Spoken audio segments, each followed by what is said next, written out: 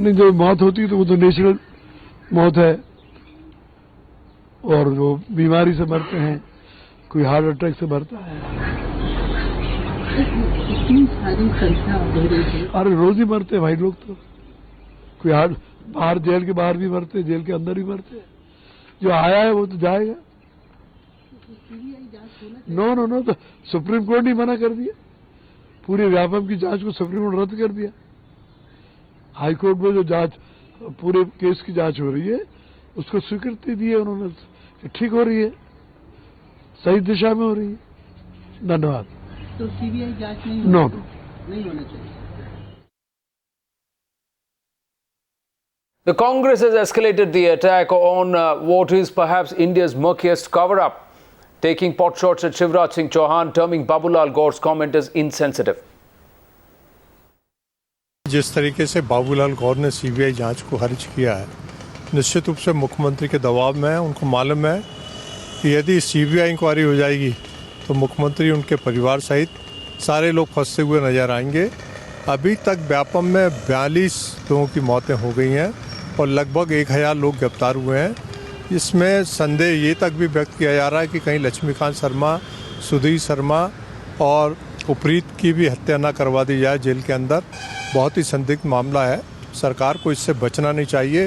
1 लाख लोग, बच्चों के भविष्य का सवाल है, वो पूरे 1 करोड़ बच्चे जो मध्य प्रदेश के हैं वो इससे प्रभावित हुए हैं। ये पूरे वर्ल्ड का सबसे बड़ा शिक्षा जगत का घोटाला है। जब तक इसकी सीबीआई इंक्वायरी नहीं होगी, पूरी दूध का दूध पानी नहीं हो पाएगा। मैं समझता हूँ कि तत्काल इसकी सीबीआई इंक्वायरी करनी चाहिए। कांग्रेस पार्टी दबाव बनाएगी सीबीआई इंक्वायरी के लिए और इनको करवाना पड़ेगा, क्योंकि मुख्यमंत्री इसमें फंसते नजर आ रहे हैं। वो ऐसी हत्याएं करवाने में की साजिश रच रहे हैं और लोगों की हत्याएं करवा रहे हैं। देखिए, मौत के अपने कारण है, मौत होना किसी की भी दुर्भाग्यपूर्ण है, लेकिन उनको हर किसी बातों से जोड़ना, मुझे लगता है कि ये उन्हीं जो तथ्य हैं कि कांग्रेस के पास कोई मुद्दा नहीं है।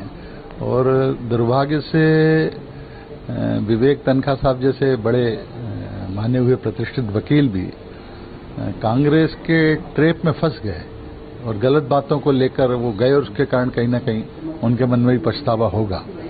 वास्तविकता कुछ और है। जो मृत्यु हुई उनकी जांच होना चाहिए, और वैसे भी, लेकिन उनको किसी इस बात से जोड़ना, मुझे लगता है केवल भ्रम फैलाने की जो असफल कोशिश है कांग्रेस करती है, उसी में एक कड़ी है।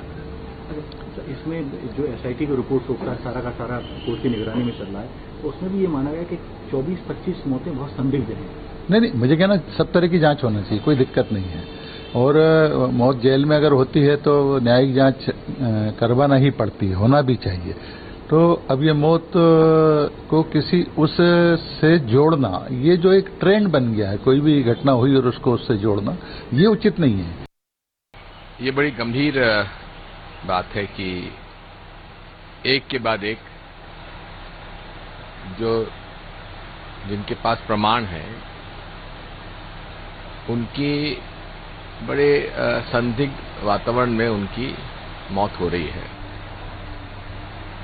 और पूरा मध्य प्रदेश का प्रशासन, शासन इस पूरे व्यापम के इस भ्रष्टाचार को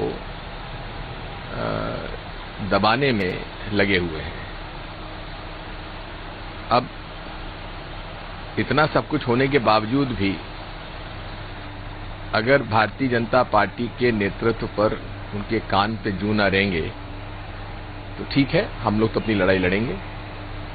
हमें तो अब मध्य प्रदेश के हाईकोर्ट द्वारा नियुक्त एसआईटी पर भी भरोसा नहीं है।